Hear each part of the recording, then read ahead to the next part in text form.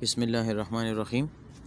اچھا، آج کا جو ہمارا ٹاپک ہے بیٹا وہ ہے چیپٹر نمبر 5 پاکستان کا حکومتی ڈھانچے میں لیکچر نمبر 2۔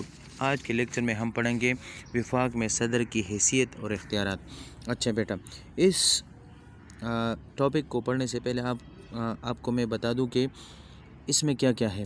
یعنی سب سے پہلے کہ ہمارے ملک میں جو صدر ہوتا ہے وہ ہیڈ آف دا اسٹیٹ کہلاتا ہے، یعنی وہ ملک کا سربراہ کہلاتا ہے۔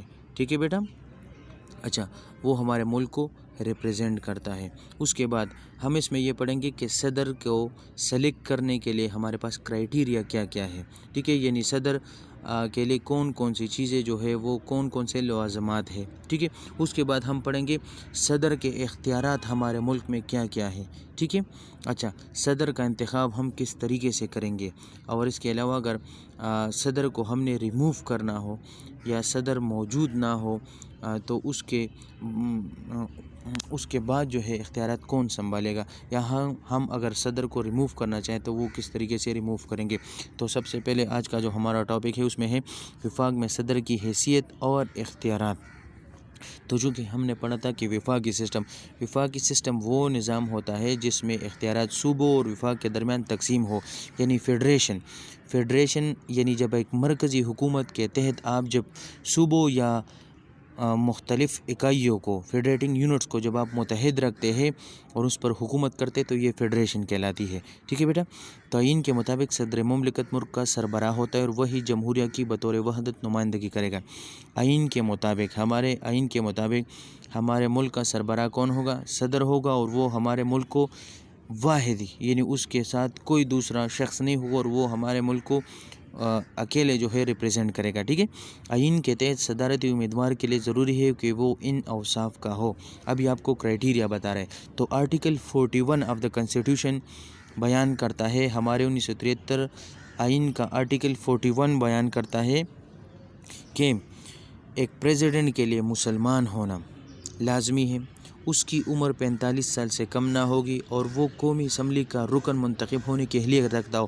یعنی قومی اسمبلی کے لیے ہمارا جو ایک MNA یعنی ممبر آف نیشنل اسمبلی جو ہوتا ہے، جب وہ سلیکٹ ہوتا ہے تو اس کے لیے کچھ کرائیٹیریا ہے کہ اس کی عمر 25 سال سے کم نہ ہوگی۔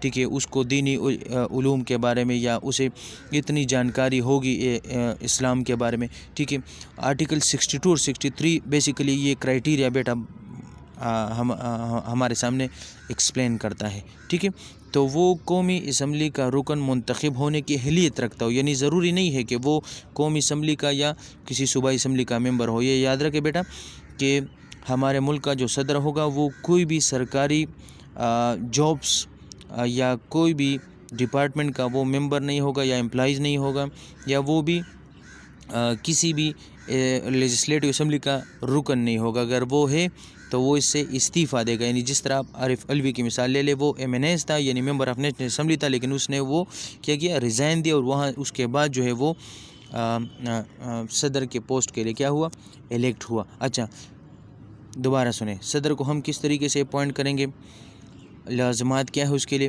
صدر کے لیے مسلمان ہونا شرط ہے آرٹیکل 41 کے مطابق، اس کی عمر 45 سال سے کم نہ ہوگی، اور وہ اتنی اہلیت رکھتا ہو، اتنی کیپیبلٹی رکھتا ہو کہ وہ نیشنل اسمبلی کا جو کرائیٹیریا ہے ہمارا، یعنی وہ اس پر پورا اترتا ہو۔ ٹھیک ہے، اچھا، اب صدر کا انتخاب کون کرتا ہے؟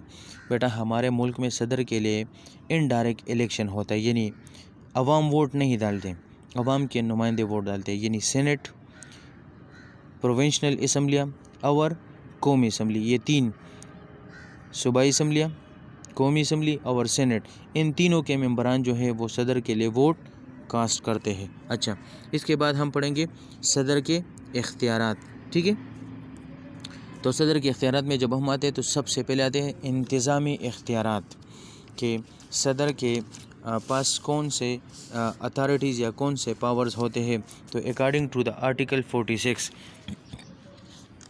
آرٹیکل 46 کے مطابق prime minister shall keep the president inform on all the matters internal foreign policy and all other legislative proposal, یعنی آرٹیکل 46 کے مطابق وزیر اعظم جو ہے ہمارے صدر کو باخبر رکھے گا تمام امور سے، تمام مسائل سے، یعنی جتنے بھی میٹرز ہوں گے، چاہے وہ اندرونی ہو یا وہ بیرونی ہو یا وہ پارلیمنٹ میں جو پروپوزل پیش ہوتے ہیں، یعنی مجلس شورا میں ہم جو بل یا پروپوزل پیش کریں اس کے بارے میں وہ اس کو جانکاری دے گا. ٹھیک ہے بیٹا. اچھا، اس کے علاوہ وفاق کے اعلیٰ ترین انتظامی اختیارات صدر مملکت کو حاصل ہوتے. ہمارے ملک میں جتنے بھی انتظامیہ ہے، ایڈمنسٹریشن ہے، اس کا ہیڈ کون ہوتا ہے؟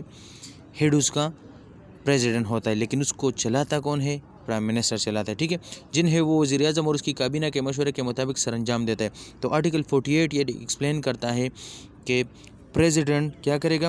ان the exercise of his function, یعنی پریزیڈنٹ جب اپنے اختیارات کا استعمال کرے گا، the president shall act on and in accordance with the advice of the cabinet اور پرائم منسٹر.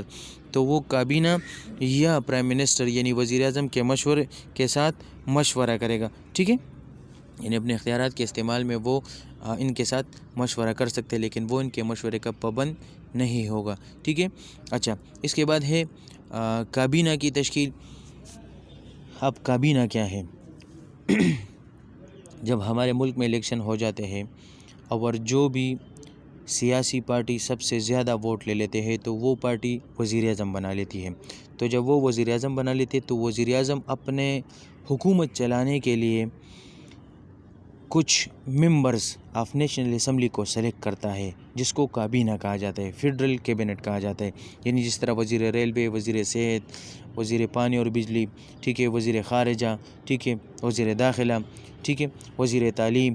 تو یہ وہ وزیر ہوتے ہیں جن کے ذمے ایک یا ایک سے زیادہ محکمے دیے جاتے ہیں اور یہ وزیر اعظم کے ساتھ مل کر حکومت چلاتے ہیں. ٹھیک ہے، ان کو کابینہ کہا جاتا ہے. تو سب سے پہلے وزیر اعظم کو سلیکٹ کون کرتا ہے؟ یہ صدر کرتا ہے. یعنی جو پولیٹیکل پارٹی الیکشن میں زیادہ ووٹ لے لے تو صدر ان کو دعوت دیتا ہے کہ آپ وزیر اعظم بنا لے، یعنی نامزد کر لے. ٹھیک ہے.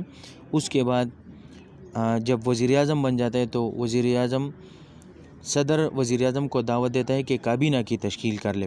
تو وہ کابینہ کا لسٹ بنا لیتا ہے کہ کون کون سے وزیر میرے ساتھ کابینہ میں ہوں گے. جب وہ کابینہ کا لسٹ تیار کر لیتا ہے تو اس کی اپروول کون دیتا ہے؟ وہ اس کے بعد صدر دیتا ہے. یعنی کابینہ کی تشکیل سے مراد یہ ہے، اس سلسلے میں سب سے اہم اختیارات وزیر اعظم کا تقرر ہے. یعنی وزیر اعظم کو اپوائنٹ کون کرتا ہے؟ صدر کرتا ہے. تقرر کہتے ہیں اپوائنٹ کرنے کو. ٹھیک ہے.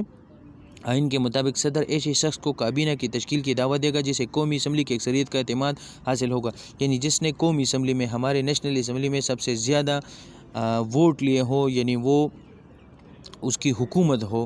ٹھیک ہے، الیکشن میں سب سے زیادہ سیٹ وہ گین کرتا ہو تو اس کو کابینہ بنانے کی دعوت دے گا.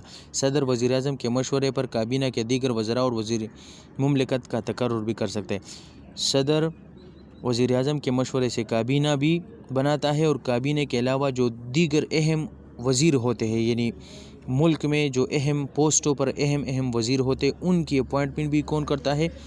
صدر کرتا ہے. اس کے بعد ہیں خصوصی اختیارات.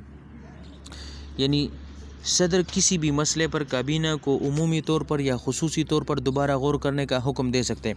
اچھا بیٹا، آپ یاد رکھیں، ہمارے ملک میں جب ایک بل پاس ہوتا ہے، یعنی لیٹ سپوز ایک قانون پاس ہونا ہے، تو جب وہ اس کو ریٹن فارم میں لکھا جاتا ہے تو اس کو مسودہ کہتے ہیں یا ڈرافٹ کہتے ہیں. ٹھیک ہے. جب اس کو نیشنل اسمبلی میں پیش کیا جاتا ہے تو یہ بل کہلاتا ہے، یا سینٹ میں پیش کیا جاتا ہے تو اس بل کہلاتا ہے. جب وہ نیشنل اسمبلی سے پاس ہو جاتا ہے تو اس کے بعد وہ سینٹ میں چلا جاتا ہے. ٹھیک ہے. جب سینٹ سے وہ پاس ہو جاتا ہے تو اس کے بعد جو ہے وہ پریزیڈنٹ کے لیے سائن کرنے کے لیے چلا جاتا ہے. تو جب اس کو پریزیڈنٹ اس کی کنفرمیشن دے دیتا ہے، ٹھیک ہے، تو یہ بیکم ایک لا بن جاتی ہے، یہ قانون بن جاتی ہے، یا وہ بل پاس ہو جاتا ہے. تو آرٹیکل 75 ہمیں یہ ایکسپلین کرتا ہے کہ صدر کسی بھی مسئلے پر کابینہ کو عمومی طور پر یا خصوصی طور پر دوبارہ غور کرنے کا حکم دے سکتا ہے. یعنی the president has the power to return a bill to the Majlis Shura for ریکنسیڈریشن. ٹھیک ہے بیٹا. اچھا، ان میں ایسے معاملات بھی شامل ہیں جن پر فیصلہ وزیر اعظم یا کسی وزیر نے کیا ہو لیکن وہ کابینہ میں زیر بحث نہ ہو. یعنی صدر کے پاس یہ بھی اختیار ہے کہ اگر وزیر اعظم نے یا کابینہ کے کسی بھی وزیر نے کوئی فیصلہ سنایا ہو اور وہ سارے وزیروں نے کیبنٹ میں زیر بحث نہ آیا ہو تو صدر اس کو بھی دوبارہ ریکنسیڈریشن کے لیے بھیج سکتا ہے. صدر اپنے فرائض کی بجاوری کے سلسلے میں کسی بھی معاملے پر وزیر اعظم یا کسی بھی वज़ीर से मशवरा तलब कर सकता है, लेकिन वो इसके मशवरे का पाबंद नहीं होगा। जैसे मैंने आपको बताया आर्टिकल 48 में यह है कि सदर अपने इख्तियारात के इस्तेमाल के सिलसिले में वज़ीर आज़म या काबीना के वज़ीरों से मशवरा ले सकता है, लेकिन वो उनके मशवरे का पाबंद नहीं होता। इसके बाद ये है कि सदर हमारे मुल्क में किस किस को अपॉइंट कर सकता है, तकर्रुरी कहते हैं अपॉइंटमेंट को। तो बेटा इस तरह जनरल सुन ले, हमारे मुल्क में सबसे पहले वज़ीर आज़म के अपॉइंटमेंट, उसके बाद काबीना के अपॉइंटमेंट, उसके बाद इलेक्शन कमिश्नर के अपॉइंटमेंट, उसके बाद चीफ जस्टिस जो होता है सुप्रीम कोर्ट का उसके अपॉइंटमेंट, हाई कोर्ट्स के जो जजेस, हर सूबे में जो हाई कोर्ट होते हैं उनके जजों की अपॉइंटमेंट, ठीक है। इसके अलावा दूसरे मुल्क में जो हम सफ़ीर भेजते उनकी अपॉइंटमेंट, उसके अलावा तीनों आर्मी चीफ़ की appointment, joint chief of staff committee के अपॉइंटमेंट, ठीक है। सूबों में गवर्नरों की अपॉइंटमेंट, अटारनी जनरल और बहुत से ऐसे जो ओहदे हैं उन तमाम की अपॉइंटमेंट, उनकी अप्रूवल कौन देता है? सदर देते हैं। इस रीडिंग को ज़रा देखें, सदर वज़ीर आज़म और दीगर वफाकी वज़रा का तकर्रुर करते हैं, यानी सदर वज़ीर आज़म और दीगर वज़रा को अपॉइंट करते हैं। दूसरे ममालिक में सफ़ीरों को तकर्रुर करता है, यानी दूसरे मुल्कों में जो सफ़ीर जाते हैं उनको अपॉइंट करता है। चीफ़ इलेक्शन कमिश्नर, हमारे मुल्क में जो इलेक्शन कमीशन का जो इदारा है, जब जितनी भी इलेक्शन होते हैं वो इलेक्शन कमीशन ऑफ पाकिस्तान के तहत होते हैं, तो उसका जो हेड होता है वो इलेक्शन कमिश्नर कहलाता है, उसके अपॉइंटमेंट भी सदर करता है। इसके अलावा आला अदालतों के जजेस, यानी सुप्रीम कोर्ट के जज, हाई कोर्टों के जज, वफाकी मुख्तसिब के जज, वफाकी शरई अदालत के जज, इन तमाम के अपॉइंटमेंट सदर देता है।